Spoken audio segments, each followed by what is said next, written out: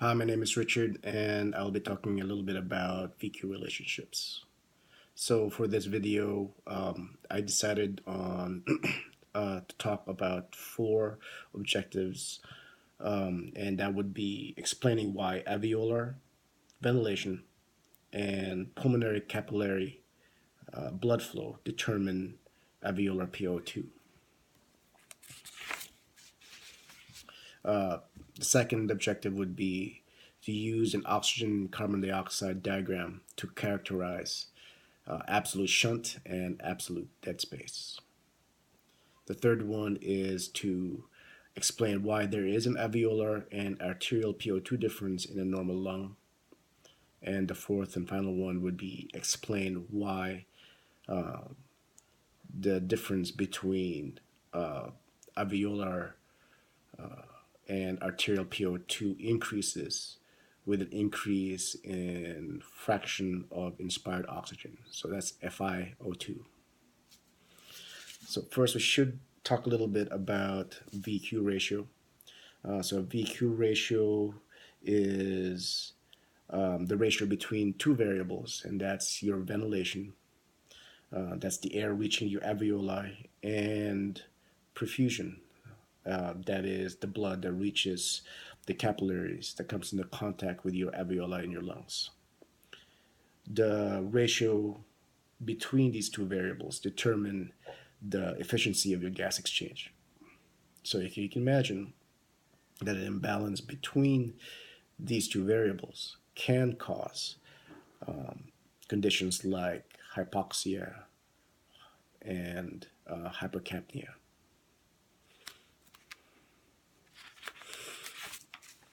So the first objective we're looking at is to explain why alveolar ventilation and pulmonary blood flow determines alveolar PO2. So there's a simple model I found online on an article, and I'm just gonna flash that right over here. So look at the bathtub, and it's fairly self-explanatory. And it's pretty intuitive, and it actually does a great job of explaining how that really occurs. So your bathtub is essentially as an analog for your alveoli. The faucet that flows water, allows water to flow into your bathtub, represents ventilation. The drain, taking the water away from the bathtub, represents perfusion. So intuitively, you can think of it as, well, just intuitively, if you turn on the faucet and you have more water coming in than the drain is removing, you can imagine the water level in your bathtub to rise. At the same point, if the drain is removing more water than the faucet is refilling with water, you can expect your water level to drop. So, what actually does determine your alveolar PO2 levels? And your VQ ratio again. So, it's your inspired air making it into your lungs and the oxygen being removed by your capillary blood. So there's a gradient between the atmosphere and your capillary blood in the O2 levels, and that drives the diffusion. And diffusion will continue even if you cut off the either perfusion or ventilation, as long as a gradient still exists. So, in an extreme case or an extreme example, if a ventilation stops but blood flows continues, a gradient will still exist between alveolar and capillary blood. Therefore, diffusion would continue until alveolar O2 levels resemble that of venous blood. Diffusion ends because there is no gradient left. So, a normal O2 level in alveoli would be about 100 millimeters of mercury In the venous blood, you're looking at about 40 milliliters of venous blood. So oxygen will continue to diffuse into capillary blood until alveolar and venous blood are the same. So same values, the gradient no longer exists, therefore no diffusion. Flip of the same coin, if the perfusion stops and ventilation continues, a gradient will still exist between the atmosphere and the alveolar O2 levels. So, as in before, alveolar O2 levels will continue to rise until it resembles that of the atmosphere. So, atmosphere levels, you're looking at about 150 milliliters of mercury, and the alveoli normal value, you're looking at about 100. So, that will continue to rise. Oxygen will continue to flow in until the levels between the atmosphere and the alveoli are the same. So we'll take on the value of the atmosphere. At that point, both values are the same. Therefore, no gradient, no longer a diffusion occurring. So, to sum it up, the change in variable on either ventilation or perfusion will determine alveolar PO2. So use the oxygen and carbon dioxide diagram to characterize absolute shunt and absolute dead space. So absolute shunt, absolute dead space, there is a diagram that Ms. S used, and I did find online, and I think it's a useful diagram. And it's basically, you've seen this probably previously as well. The figure on the right here, that would be absolute shunt. That's basically a situation when ventilation stops but perfusion continues. The figure on the left here is absolute dead space. You have normal ventilation, but perfusion is completely stopped. The middle figure represents normal, the normal. That's basically when both perfusion and ventilation is continuing normal.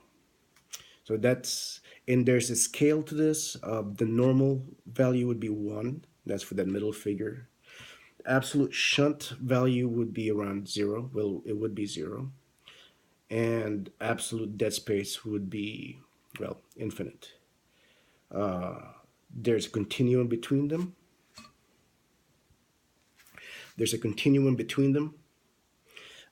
So there would be called relative shunt or relative dead space. And there'll be a bit more on that in a little bit here. So just to kind of tie it together, absolute shunt is an extreme VQ mismatch where ventilation is absent. Recall that diffusion will continue until alveolar air resembles venous blood values. It can be caused by things like atelectasis, mucus plugging, and pneumonia. Relative shunt is when there is some ventilation occurring.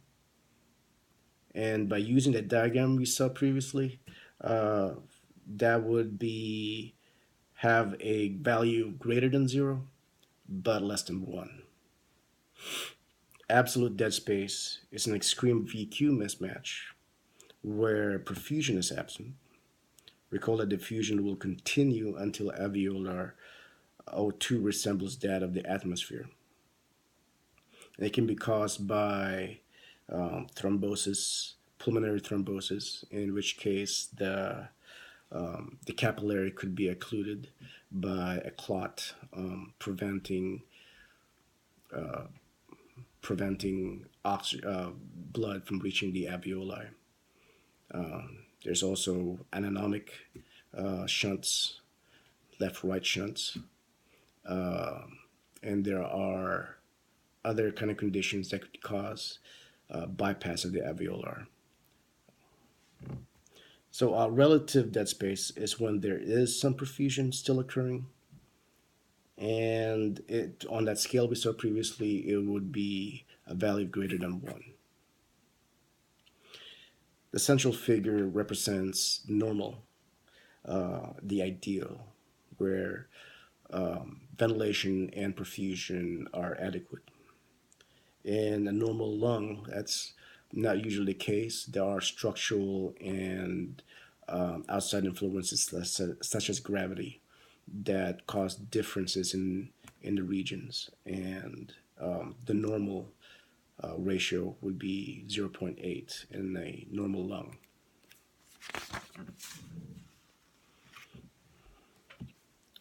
So the third point here is explain why there is an alveolar arterial PaO2 difference in a normal lung.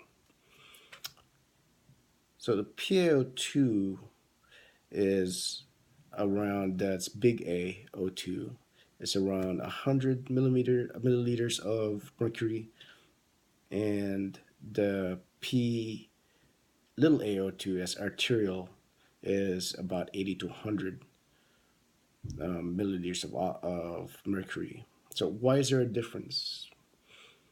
The lung isn't really uniform. There are gravity influencing where the blood goes, and there are regional differences within the lungs, and it causes a variation in the VQ ratio. So there is alveolar resting volumes. The alveolar on your apices, the top of your lungs, they tend to have a higher resting volume than the ones in the middle, or especially compared to the bases of your lung. The difference in the volume can determine how much alveoli can extend and determine how much O2 that can then take in. So for instance, the higher resting volume at the apices means that they are already fairly full of air. So they can only really extend or distend so much more to take in additional gases. And that's simply because air tends to stay on the higher levels, on top of the lungs, in the higher point of just about anything. And the bottom of the lungs, the base of the lungs, the alveoli tend to be more compressed. They have smaller resting volumes. So they have the ability to distend more and take in more oxygen than the alveoli at the apices. So the base alveoli actually has 4 times the ability to be ventilated than the apices. Gravity is another major reason for the variations in the VQ in the lungs. On the upright person, they tend to pull more blood towards the bases as opposed to the apices. As you can imagine, blood getting to the apices needs to travel against gravity as opposed to the ones to the lungs. So on the lungs, on the bases of the lungs, they will get 20 times more perfusion than the apices. So the regional differences you would normally see is 3.3 ratio for your apices. The middle region of your lungs, you would normally have 1, and the bases, you would have 0.6. Now, the bases have a low VQ ratio, despite the fact that they have more ventilation and more perfusion, for the simple fact that despite the higher ventilation, they do have far more perfusion, and it causes a considerably more of a mismatch between them. While in the apices, despite the small volume, increase in ventilation. They have more ventilation relative to the small amount of perfusion that they're receiving. So that's accounts for the higher values at the APCs.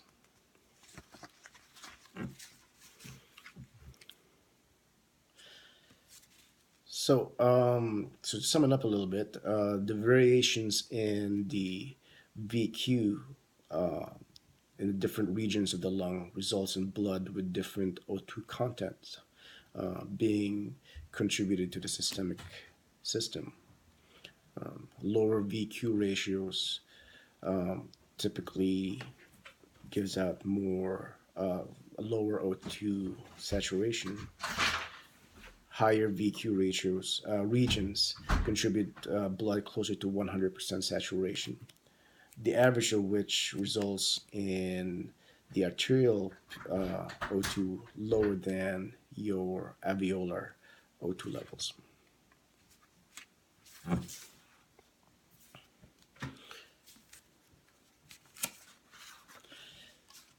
So we have my final point back over here.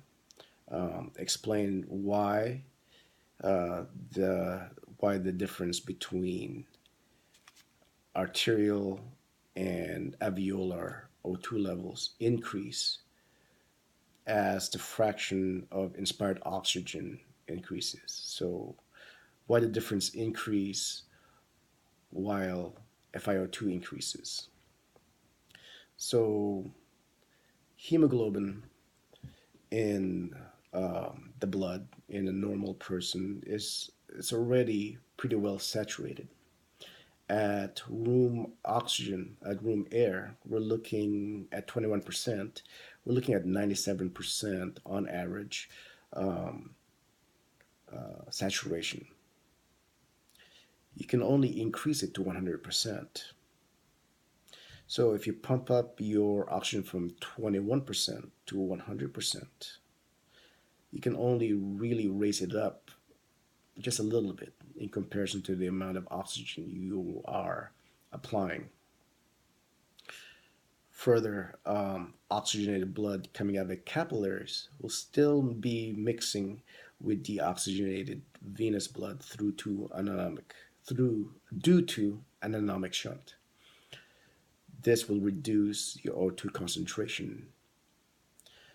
So, as you recall, it's about 5 to 10 milliliters of mercury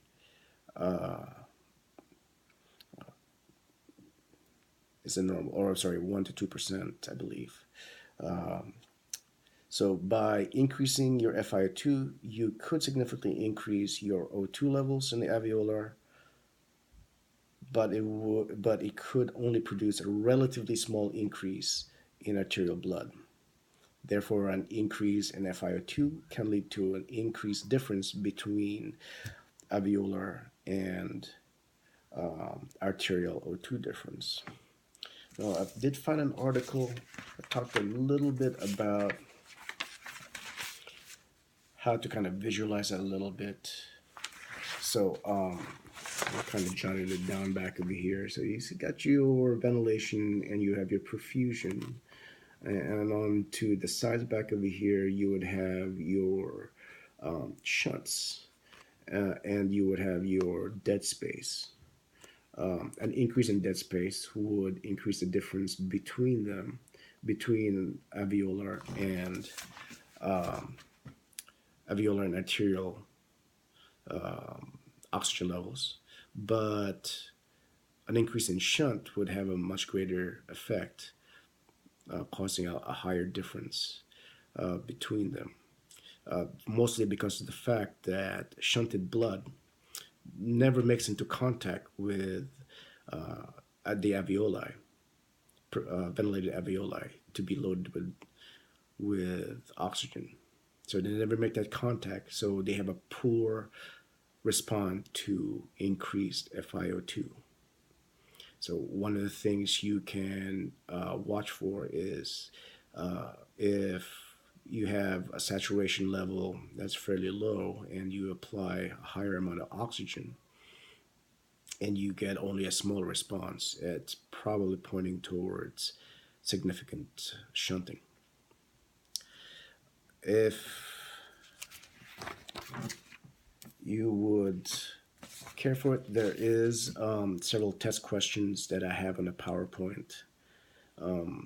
I can please give them a shot, and if you hopefully find this somewhat helpful, and hopefully I didn't miss anything too significant.